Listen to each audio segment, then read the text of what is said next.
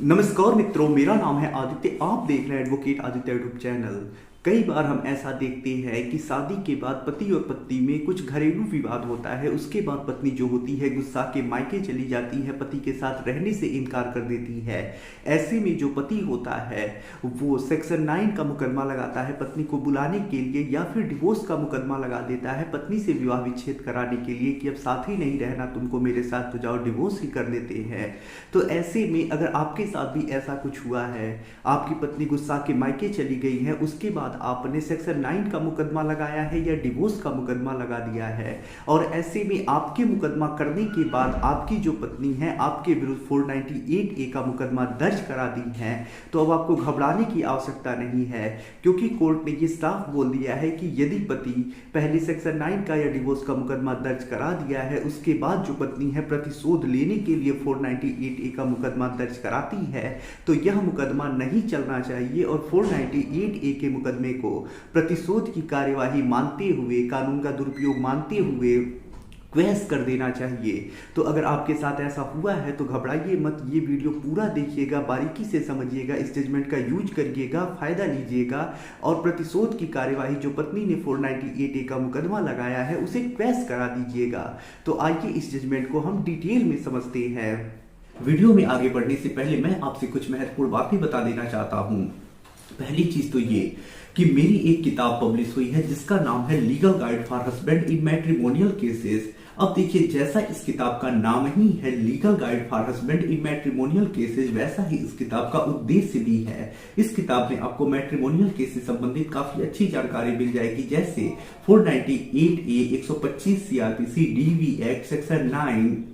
जो भी मैट्रिमोनियल मुकदमे होते हैं किस प्रकार से चलती हैं, कार्यवाहियां कैसे चलती हैं, किस प्रकार से आप फायदा ले सकते हैं, किस प्रकार से अपना बचाव कर सकते हैं, किस प्रकार से आप सामने वाली पार्टी को सबक सिखा सकते हैं, कैसे क्रॉस केस दर्ज कराना है, कैसे कंप्लेंट केस दर्ज कराना है, किस प्रकार से मेंटेनेंस देने से बच सकती हैं, कैसे 498A क्वैश करा सकते हैं, किस प्रकार से 125 CRPC खारिज करा के मेंटेनेंस देने से बच पाएंगे, कैसे DV एक्ट खारिज कराएंगे, सेक्शन 9 के आधार पर क्या फायदे मिलेंगे, कैसे डिवोर्स लेंगे, ये सारी चीजें आपको इस किताब के माध्यम से पढ़ने को, समझने को डिटेल में मिल जाएगी। तो यदि आप कोई मैट्रिमोनियल मुकदमा लड़ रही हैं, आपको कोई गाइड करने वाला नहीं है, चीजों को समझाने वाला नहीं है, तो हमारी इस किताब का अध्ययन जरूर करें। किताब का जो मूल्य है वो 600 रुपए है, जिसमें 100 रुपए कोरियर चार्ज है। तो किताब का अध्ययन करने के लिए और जानकारी जुटाने के लिए किताब का अध्ययन करें। किताब को बाय करने के लिए मेरा व्हाट्सएप नंबर स्क्रीन पे दिखाई दे रहा होगा, उस पर मैसेज करिएगा। अगली जो महत्वपूर्ण बात है वो ये है कि देखिए, जो भी हाई कोर्ट और सुप्रीम कोर्ट के लैंडमार्क और लेटेस्ट जजमेंट आती है वो रूलिंग जजमेंट होती है। अब देखिए, इन जजमेंट के आधार पे अगर जो मामला है उस जजमेंट में आपका भी केस वैसा ही होगा तो आप भी फायदा ले सकती हैं। जैसे कोई जजमेंट है जिसमें 498A क्वैश किया गया हो या 125 CRPC खारिज हुआ हो, पति मेंटेनेंस देने से बचा हो, पति को डिवोर्स मिला हो, तो इस प्रकार के जो भी मैट्रिमोनियल जजमेंट आते हैं या कोई भी जजमेंट आती है, तो जो फायदा उस जजमेंट में मिला है अगर सेम मामला आपका भी होगा तो उस जजमेंट को रूलिंग के तौर पे लगा के आप भी कोर्ट में फायदे ले सकते हैं। जैसे आज मैं जिस जजमेंट के बारे में बताऊंगा, अगर फर्जी मेडिकल लगा है और साथ ही साथ FIR देरी से भी दर्ज हुआ है, तो आपका अगर ऐसा ही मामला है तो आप इस जजमेंट का यूज करके फायदा ले पाएंगे। तो इस प्रकार के जो भी लैंडमार्क और लेटेस्ट हाई कोर्ट और सुप्रीम कोर्ट के जजमेंट आते हैं, यदि आप उसे पढ़ना चाहते हैं, समझना चाहते हैं, अपने केस में लगा के यूज करना चाहते हैं, तो इसके लिए मेरा एक ग्रुप है, आप इस ग्रुप से जरूर जुड़ जाइए। इस ग्रुप में आपको बहुत सारे इस प्रकार के लैंडमार्क और लेटेस्ट जजमेंट मिल जाएंगे, जिसे पढ़ के आप अपडेट रह सकते हैं, साथ ही साथ अपने केस में जजमेंट का यूज करके फायदा भी ले सकती है। तो हमारे इस ग्रुप से जुड़ने का जो चार्ज है वो 500 रुपए है, जिसे आपको वन टाइम पे करना है, दोबारा कभी कोई चार्ज पे नहीं करना है। तो ग्रुप से जुड़ने के लिए मेरा व्हाट्सएप नंबर स्क्रीन पे दिखाई दे रहा होगा, उस पर मैसेज करिएगा। तो ये दो महत्वपूर्ण बातें थी, ध्यान दीजिएगा। तो देखिए, ये जो जजमेंट है वो मध्य प्रदेश हाई कोर्ट के द्वारा आया हुआ एक लैंडमार्क जजमेंट है, और ये जो जजमेंट है आलोक Lodhi versus state of Madhya Pradesh के केस में आया है। और ये जो मामला है 498A के झूठे मामले को रद्द कराने से संबंधित है। अब देखिए मामले में होता कुछ ऐसा है कि शादी होता है, शादी के बाद पति पत्नी में कुछ विवाद होता है, उसके बाद दोनों पक्ष बैठ के पंचायत करते हैं, बातचीत होती है और लिखित पंचायत बनता है, लिखित समझौता बनता है कि जिसमें पत्नी ये कहती है कि मेरा और मेरे पति का विचार नहीं मिल रहा है, मैं इनके साथ नहीं रहना चाहती हूँ, और उसके बाद पत्नी अपने पिता के साथ रहने चली जाती है। उसके बाद जो पति होता है बार बार बुलाने का प्रयास करता है, पत्नी से कहता है डिवोर्स दे दो, लेकिन पत्नी नहीं मानती है। इसके बाद जो पति होता है वो डिवोर्स लेने के लिए कोर्ट में एक मुकदमा दायर करता है। फिर पत्नी उस पर भी कोई एक्शन मोड में नहीं आती है, कुछ नहीं करती है, बल्कि पत्नी के घर वाले आके पति के घर पर काफ़ी विवाद और हल्ला बवाल करते हैं कुछ दिनों के बाद, और काफ़ी कुछ सामान जो होता है ले करके पति के घर से चले जाते हैं। इसके बावत जो पति के पिता होते हैं यानी ससुर होते हैं, वो पत्नी के घर वालों के ऊपर आईपीसी की धारा 504 गाली गलौज करने के लिए और उसका कुछ सामान जो पत्नी लेकर चली गई होती है उसके लिए आईपीसी की धारा 406 में अमानत में खयानत या फिर आपराधिक विश्वास का हनन जिसको बोला जाता है, उसके लिए एक परिवार यानी कंप्लेंट केस दर्ज कराती है। तो यहाँ पे पति पक्ष की तरफ से 2 मुकदमे दर्ज कराए जाते हैं। पहला तो पति डिवोर्स का मुकदमा दायर करता है, और दूसरा जो होता है पति के जो पिता होते हैं उनके द्वारा एक आपराधिक मुकदमा आईपीसी की धारा 504 और 406 में दर्ज करा दिया जाता है। उसके बाद जो पत्नी होती है वो एक्शन मोड में आती है और जाके थाने में ये कंप्लेन करती है कि शादी के समय उसके पिता ने लगभग 15 लाख रुपए खर्च किए थे। शादी हो जाने के बाद जब वो अपने ससुराल चली गई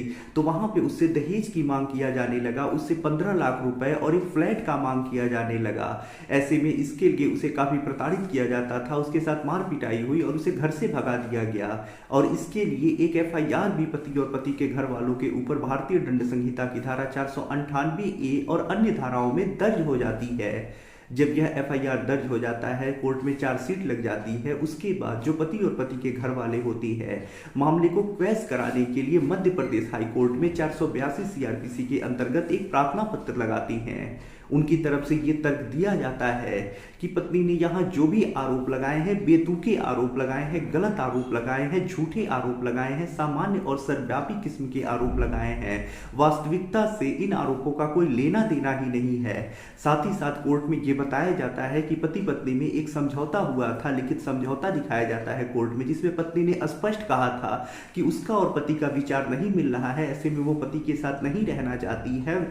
उसे पति के साथ रहना ही नहीं है, वो अपने पिता के घर रहने जाएगी, ये भी दिखाया जाता है। साथ ही साथ कोर्ट में बताया जाता है कि पति ने पहले डिवोर्स का मुकदमा लगाया, पत्नी ने कुछ एक्शन नहीं लिया, फिर एक आपराधिक मुकदमा दर्ज कराया गया। उसके कुछ दिनों के बाद पत्नी ने ये 498A का झूठा और गलत मामला दर्ज कराया। तो यह एक प्रतिशोध की कार्यवाही है, परेशान लेने के लिए उनके विरुद्ध ये मामला दर्ज कराया गया है। उन्हें सिर्फ परेशान और बदला लेने के लिए यह मामले में फंसाया गया है। तो ऐसे में जो मामला है गलत मामला है, झूठा मामला है, उन्हें फंसाया गया है, परेशान करने के उद्देश्य से दर्ज कराया गया है, प्रतिशोध की कार्यवाही है, बेतुके आरोप हैं, सामान्य और सर्वव्यापी किस्म के आरोप हैं, और पत्नी खुद साथ नहीं रहना चाहती है। ऐसे में जब कोर्ट पूरे मामले को देखता है तो कोर्ट यही पाता है कि पति के डिवोर्स केस दर्ज कराने के बाद और जो पिता ने केस दर्ज कराया है उसके बाद पत्नी एक्शन मोड में आई है और कार्यवाही कर रही है।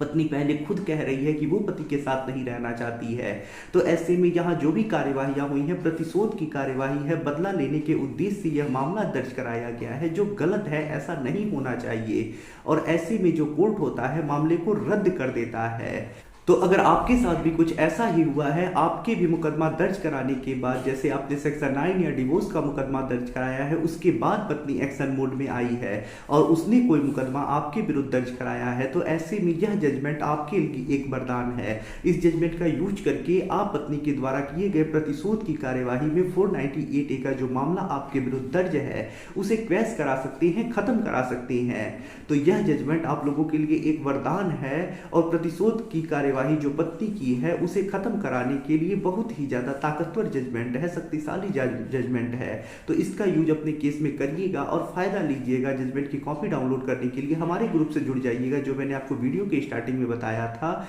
मेरा व्हाट्सएप नंबर स्क्रीन पे दिखाई दे रहा होगा, उस पर मैसेज करिएगा। यदि आप किसी कानूनी समस्या से परेशान हैं और ऐसे में आप मुझसे फोन पे बात करके अपनी कानूनी समस्या का समाधान प्राप्त करना चाहते हैं, तो मेरा व्हाट्सएप नंबर स्क्रीन पे दिखाई दे रहा होगा, उस पर मैसेज करके अपॉइंटमेंट बुक करा के आप मुझसे कॉल पे बात कर सकती हैं। वीडियो पसंद आया हो तो वीडियो को लाइक करें, अपने दोस्तों के साथ शेयर करें, और यदि आप चैनल पे नए हैं तो चैनल को सब्सक्राइब करके बेल आइकन को दबाएं। मिलते हैं नए वीडियो के साथ अगले दिन, तब तक के लिए जय हिंद, जय भारत।